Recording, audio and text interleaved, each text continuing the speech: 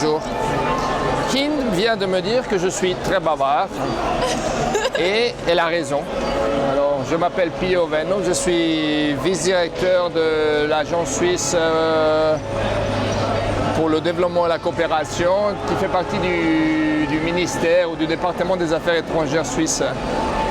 Et une de mes péculiarités, c'est en effet d'être un peu bavard, parce que je viens de la partie sud de la Suisse et apparemment on dit qu'au sud on est très bavard.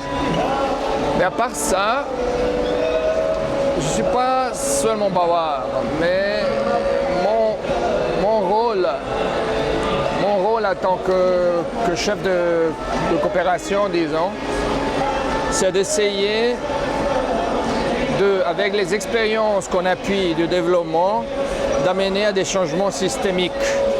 Le but, au fond, d'une action de développement, c'est celle d'amener un changement systémique. Les temps qu'on amenait le développement, nous, dans les pays, dans les années 70, 80, que nous faisions le développement, c'est fini.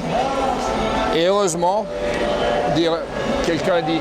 Alors, notre appui est à chercher les énergies, appuyer les énergies qui sont prêtes à tester des nouvelles choses, des innovations pour amener à des changements. Des changements pour faire quoi? Pour vivre mieux. Pour vivre mieux qui? Toi et moi, oui, mais aussi toi et toi, tout le monde. Hein? Toute la planète. Alors, les règles que nous avons établies il y a 100 ans, 150 ans, notamment du fonctionnement économique, etc., ne prenaient pas en considération que la Terre va exploser si on ne fait rien. C'est-à-dire, ce changement climatique, il existe. Donc alors, ce que nous cherchons, et notamment la raison pour laquelle on est ici, à la COP22, c'est que ce n'est plus seulement l'appui aux activités liées à l'environnement qui nous intéresse, mais c'est l'environnement au service d'une société durable, viable, qui inclut entre autres la lutte contre le changement climatique, etc., etc. Donc, pour nous, il est crucial que tous les éléments de durabilité, si on veut, que ce soit économique, social, environnemental, font partie du même travail pour amener à des changements de système. Alors, qui va mener les changements des systèmes? Ben, c'est simple, c'est vous. Il y a les jeunes, parce que c'est l'énergie des jeunes. C'est les jeunes qui considèrent, dans la plupart des cas, pas toujours, mais dans la plupart des cas, qui considèrent qu'ils n'ont pas encore tout à perdre. Parce que le problème, c'est que les gens deviennent conservateurs dans le temps, ils ne veulent plus changer, pas parce qu'ils ne voient pas qu'on doit changer, mais ils n'en ont peut-être plus l'énergie, ou ils ont trop. Leur sentiment, c'est qu'ils ont trop à perdre, et donc ils développent une peur.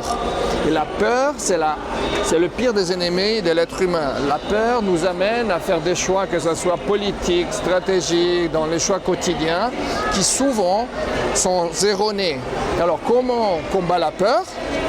Avec le savoir.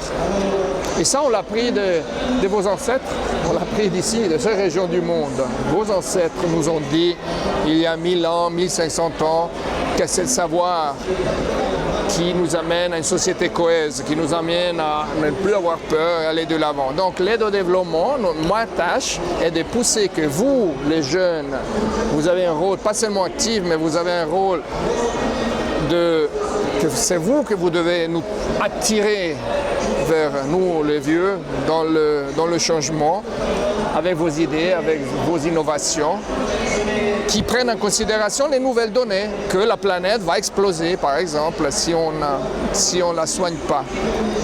Et ça commence à changer. Moi, j'ai l'impression, bon, c'est clair, on fait un pas en avant, trois en arrière, mais j'ai quand même l'impression que ça commence à aller. Donc, alors, mon souhait, c'est que cette énergie, l'énergie du changement qui est menée par des esprits jeunes ou de personnes jeunes, c'est qu'il continue à prospérer et qui amène effectivement à des changements.